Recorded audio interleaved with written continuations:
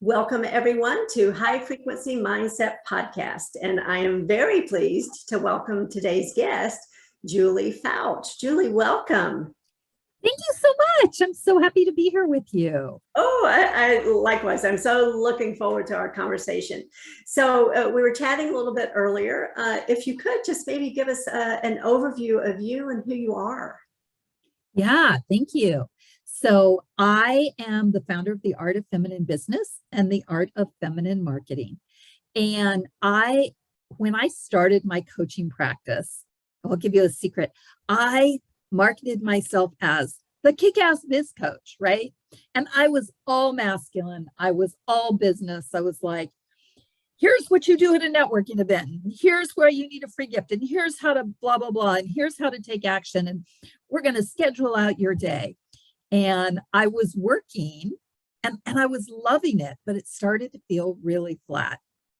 And what would happen during my coaching calls is I would be coaching someone and they'd be like, so I need to figure out topics for my newsletter. And I would tune in and I would say, great, we can do that. But you know, what happened to you when you were 5? Or we can do that. What's going on with your kid? Something's happening with your kid. And I was really using my intuition and actually tapping into my ability to see the unseen and to cross over into the spirit realms. And I wasn't advertising that. So my clients would come in expecting this very masculine, straightforward, ramp it up, push it ahead coach, and they would get this very deep transformational work. Yeah. And finally, I was in a mastermind group with a bunch of 6- and 7-figure earners in the industry. And I was talking about this and they were like, you have to start telling people, like, that's your magic. You have to start telling people. And I was sure that it was going to crash my business. I was sure I'd never have any more clients. But what happened was I sent an email and I said in the email, I even sometimes will read tarot cards as part of a coaching session. And I sat there. My husband was on the other side. We were at our mountain house and he was at the other side of the dining room table. And I sat there and he said, are you sure you want to send that? And I said, I think I am. Right. And tears streaming down my face as I pushed the send button. But when I did that, everything opened up for me. I started to bring more of who I am into my coaching, into my marketing, into my whole way of being. I started to receive more and more messages from source. You know, people would say things like, I got a download. And I'd think, oh, you had an idea. Like, what are you talking about? And then I started to get the downloads. And my business grew hugely. That was when I crossed over the 6-figure line. That was when things started happening with ease. That was when I started having the everything, the resources to be able to take 4 vacations a year, right? It was like everything shifted because I made that shift. And I think that's part of what it means to be in the feminine is how do we bring all of us to the table, not just the masculine aspects of us, which is what we've been taught our whole lives, but how do we bring the feminine? Yeah. And that is so crucial, right? Because we need to be fully integrated beings to really live the life we're called to live. The idea of having only that masculine energy, because we all have it, right? We have all different kinds of energy, and it's just an illusion and delusion that we label it as masculine or feminine. And yet historically there's been so much value and worth placed on that we've really neglected the other part to our detriment, perhaps. Yeah, absolutely. Yeah. Yeah. And really what happens in the feminine is that's where new ideas come from. That's where creation happens. That's where we get, we birth new things in the world. So if we ignore our feminine, we ignore this whole part of ourselves that's so freaking powerful. Yeah, exactly. And once you kind of admit to yourself who you are, then that energy resonates and attracts in like kind. So your experience is just amazing. I love it. Oh, thank you. Thank you. So what would be a technique or a tip maybe that you could share with somebody who is kind of in that, gosh, I think I need to have that kind of a breakthrough? What would you suggest for them? So the first thing is to pause. So understand that the masculine energy is a ramp up and a push, right? And a repeated push, push, push. The feminine is about taking space, about deepening your understanding, about widening your capacity to receive. The feminine is much slower. She reveals. And if you think about, the feminine likes foreplay. Like, seriously, that feminine energy needs to be sort of seduced into, oh, I want to reveal what I know. The feminine shows up that way. And so if you're in that space, the first thing to do is pause. Take time to listen. Listen to what your soul is telling you. Listen to what source is saying to you. Notice the signs around you. I'm really big on noticing coincidence. So, if I have an animal that's an unusual animal, not the little cottontail bunnies that run around here all the time, but if a badger shows up at my front door, I'm going to stop and go, whoa, what the heck is source trying to tell me here?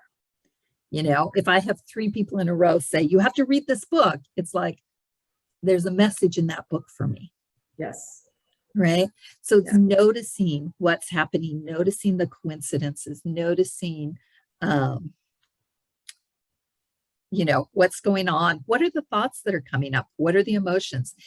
Did you just say, hey, I need to learn how to rebrand myself? And then all of a sudden you get 3 branding messages as the first things that pop up on Facebook. Like, pay attention. Right. Yeah. Those kinds of things. I mean, how often does that happen to us, right? All the time once you start to notice it. Yeah, exactly. Mindfulness. That's what it mindfulness is. Yes. And as you were saying that, I thought back to something you said earlier about, the messages you're getting about, and what about that thing that happened when you were 5 years old? Because as we explore a mindfulness practice, if people are just embarking on that, for people who experience trauma, like when they were 5 years old, right? The mindfulness can be very triggering. And so how would you suggest that somebody maybe ease into a practice? Yeah, I think you need to learn to create safe space for yourself. So for me, I have morning practices. And, the first morning practice is I bring myself present, and then I allow source energy to flow through me. And when you bring source energy in, it strengthens you. And then you can just create a bubble of love around yourself, knowing that whatever pops up, you can treat it with love. And if you can treat the little 5-year-old you with love, and that's where the trauma comes from. There's stuff that happens and then we shut it off.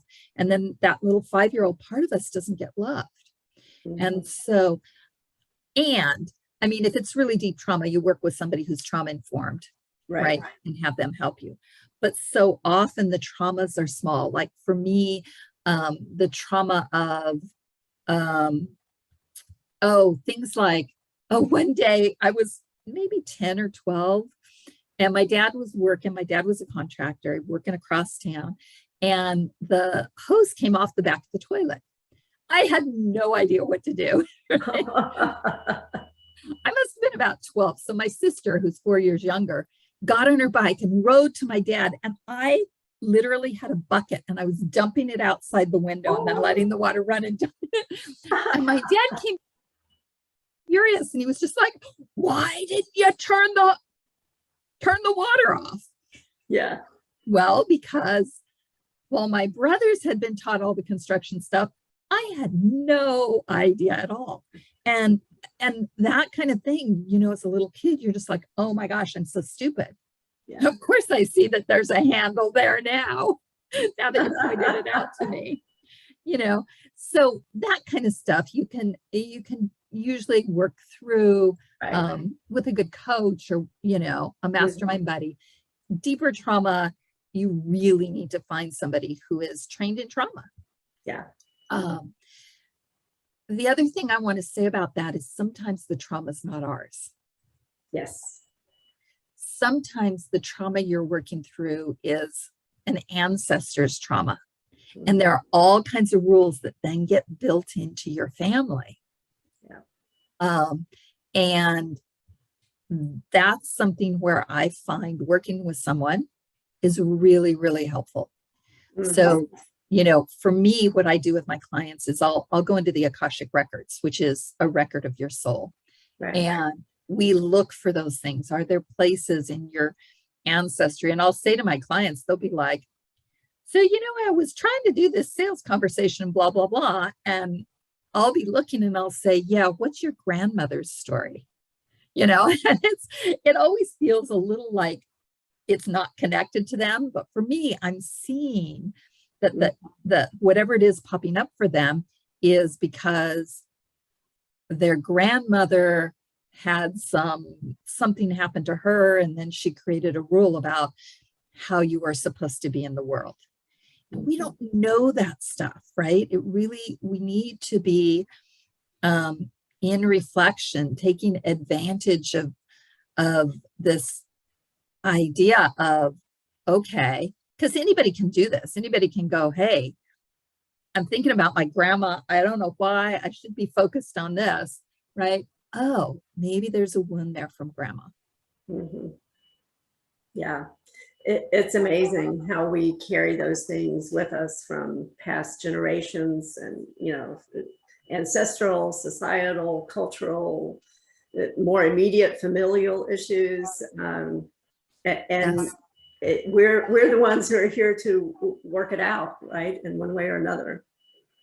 Yeah, there's this lovely story. I don't even know what tribe it is, and I can't remember who told me, but there's this lovely story. And I see this all the time too. When I'm working with a client and I'm in those realms, I'll see this, that behind us, there's 7 generations of, that's the right side. Behind us, there's 7 generations of grandfathers and fathers and grandfathers and uncles and cousins. And on the other side, there's 7 generations of mothers and grandmothers and aunties and cousins. And all of them are looking at us saying, is she the one? Yeah. She the one that's going to change this for our lineage? Is she the one who is going to heal this thing that has plagued us? Mm-hmm. And we are in a time period on the planet where we've had a cracking open of society in a big way that is really calling us forward. Yeah. To do that work, to do our own healing work. Yeah. I think the scales have fallen away from a lot of people's eyes and hearts over the past couple of years. Yeah. It's just an acceleration of things, it seems. It's an acceleration. And I think you can see that in the number of new coaches. Mm-hmm. I don't know how long you've been doing this, but I've been in this world for about 20 years.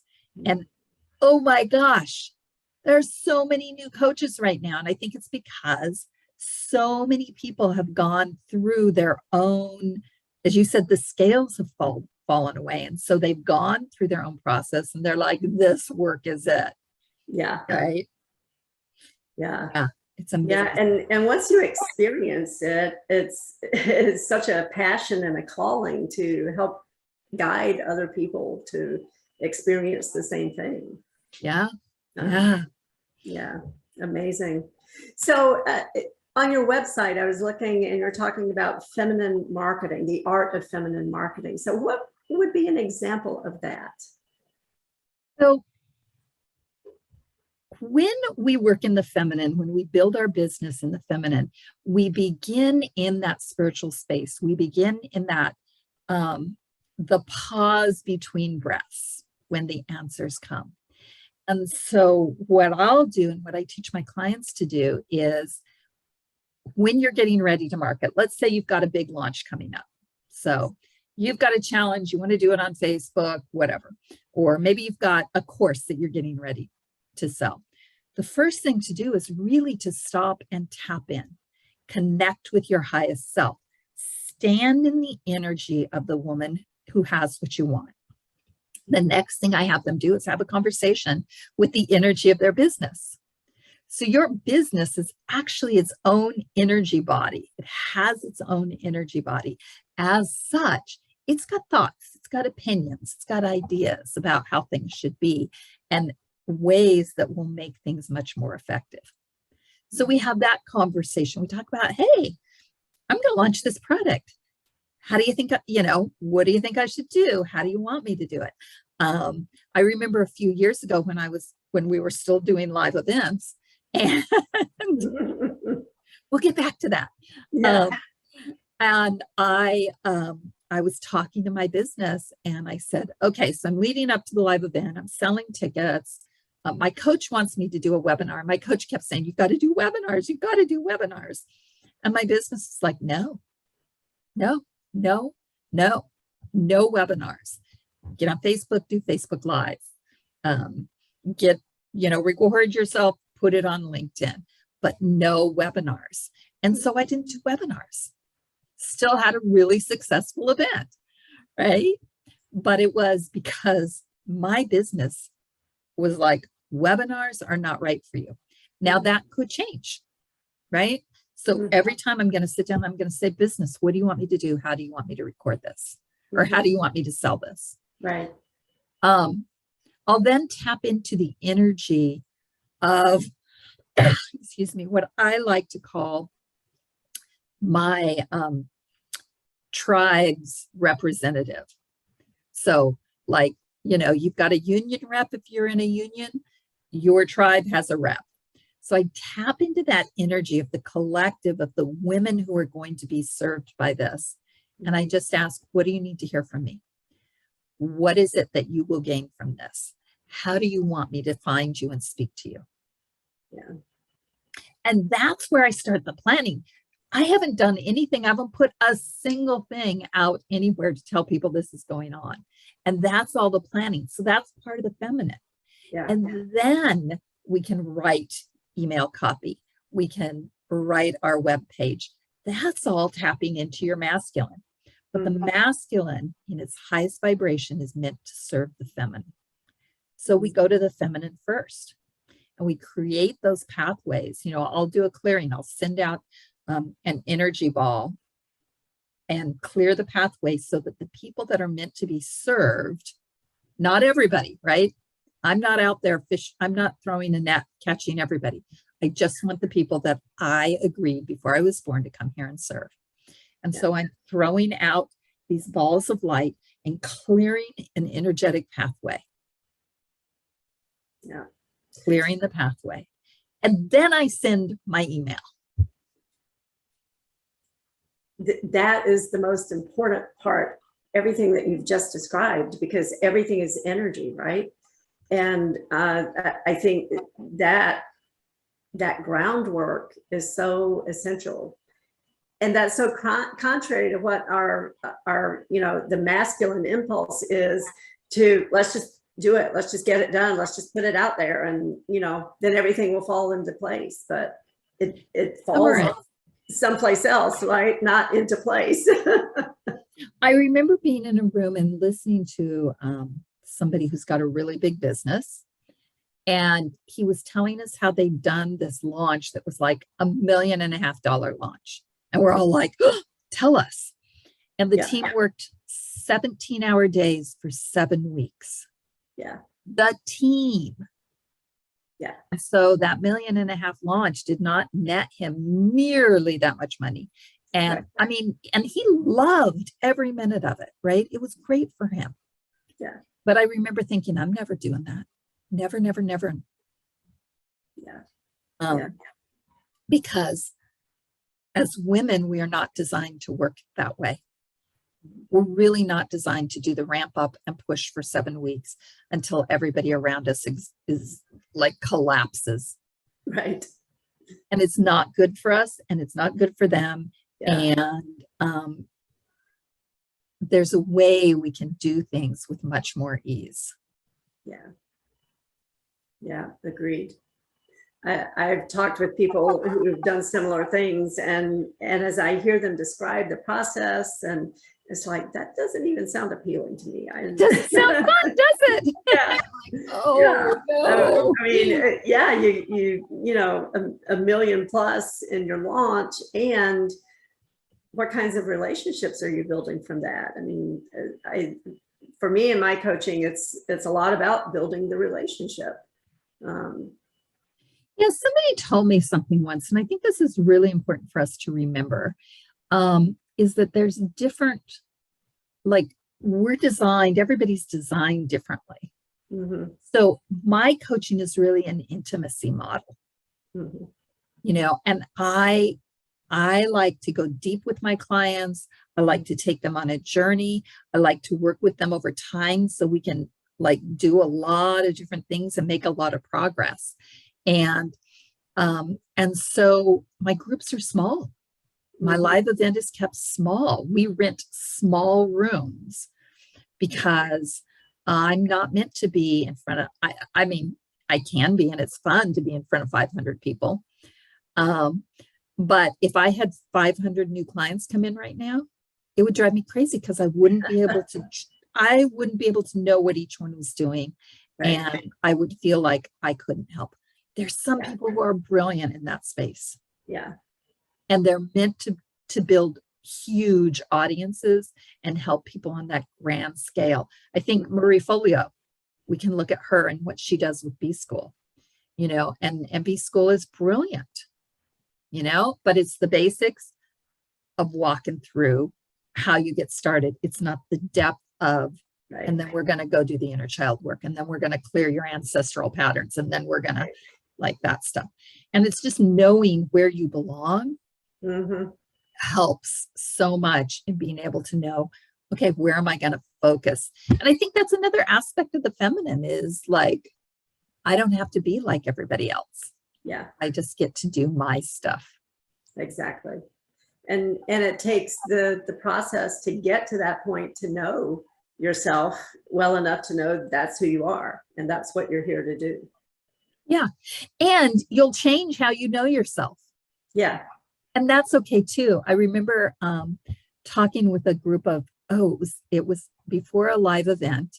And I had a couple of collaborators there, and we were talking about, I'm changing my business. This is different. And we realized that it wasn't changing, it was evolving. Mm-hmm. And I think when we first get into business, we think, I'm going to get my website done. Yay. And then I'm going to have my free gift. Yay. And the reality is that we are constantly, as human beings, growing and evolving. Mm-hmm. And therefore, our collateral is going to grow. It's going to evolve. It's going to change. The way that you coach now is going to be 100%. Well, maybe not 100%, but it's going to be different in 5 years. Your website, you're going to need to mess with it every couple of years and update things. Yeah. So I think that's something really important for people to know, because I think a lot of people who've been in business before are in that state of, I have to evolve. And then a lot of people who are brand new are like, I'm going to get it done and be done. Yeah, no. And it's not true. Yeah, yeah. This is so, as you're describing that, I work with a lot of real estate agents, and there are agents who had their picture taken decades ago and they've never updated it. And it reminded me of that, right? There are people who think, I'm done, I've had my photo, I never have to do another photo. And then there are those who understand that it is an evolutionary process. Oh my gosh. I am such a photo slut. Oh, I hope I can say that on your show. Yes. One of the things that I do in my coaching programs is I bring a photographer in and have her shoot, because visibility is a huge wound for women. So we get to work through that. Yes. But that also means I get to get my photo taken several times a year. Yeah. Yeah. Yeah. I got a photo shoot done. I'm so happy. Yeah. Yeah. I'm kind of the same. I have a really good contact who's a photographer. And so like when my hair changes, and we discussed that, my hair is in the process of changing. So when my hair changes, you know, every 2-3 months, I get a new photo. When something else changes, I get a new photo. It's fun. And it's, that was a big thing, you know, because as you said, visibility is a big issue for a lot of us. And for a lot of years, I didn't want to be visible. I was invisible. Yeah. And so to become visible again is progress, right? And then it becomes fun. Yes. And then it's fun. Yeah. And how can your people find you if you're hiding? Absolutely. Yeah. Yeah. They're not going to see us under a bushel. Yeah. Yeah. Well, I'd like to ask a couple more questions. First question is there an overarching principle, spiritual principle, any kind of principle that you would look at in your life and your business, and you would point to it and say, that has helped me with my success and with my spiritual personal development? Yeah, 100%. It's actually on the wall right behind me. I have it. I actually made myself a little plaque. It's source is my source. I love that. So I am not the source. Yeah. Although I am the source because I am of source. Yes. Right? But source is the source. So my clients aren't the source. My husband's income's not the source. Source is the source. I am part of source. I'm created of source energy. Therefore, I am source. Therefore, source is the source and I am source. I can create whatever I want. Yes. I love that. And it's such a truth that we all should become aware of and remind ourselves of and live in. Consciously. I've recently focused on the distinction between source and resource, because we talk about resource. I have a resource for this, and it's like, no, I'm not resourcing, I'm sourcing. Yes, and that's exactly what you just said. I love that. Awesome. And final question, how can people get in touch with you? Oh, that's a great question. So we run a Facebook group, the royal we. My team and I run a Facebook group at Feminine Business Magic. We do a ton of fun stuff in there, lots of interaction. We do bragging every week. Bragging is a really powerful thing, both for healing and also for marketing. You got to be able to talk about what makes you great. So that's at Feminine Business Magic in Facebook. And you can also find me on my website, which is juliefoucht.com. Awesome. So all of that information will be in the show notes. Everybody, make sure you write all that down, check the show notes, and connect with Julie and that fabulous group she just described. Oh, thank you so much. Yes, Julie, thank you so much for being here. I've so enjoyed our conversation. Me too. And thank you, everybody, for tuning in. Make sure you check in next time for High Frequency Mindset Podcast.